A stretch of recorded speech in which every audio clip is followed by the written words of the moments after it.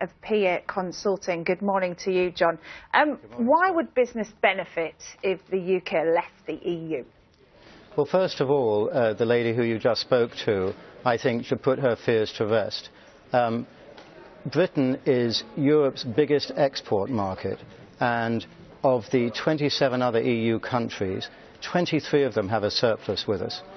What her fears are, which are stoked by the pro-EU people, who, by the way, are the people who stoked the fears when they said we should join the euro and it would be calamitous for us not to join the euro, and have been wrong on so many other things in the past.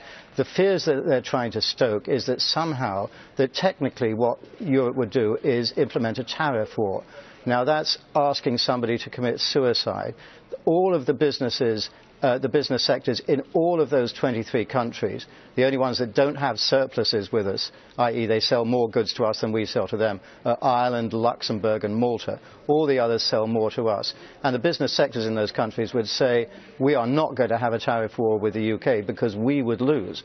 And there's no way that the German automakers or any of the other big businesses that goods into the UK would start a tariff war. So those are the things you think aren't going to happen. But what about what is going to happen if the UK left the EU? Why would it benefit business? Yes, indeed. Well, what then happens is that the part of our exports that are growing, which is that 60% of our exports that go to the rest of the world, not to the EU, would grow much faster.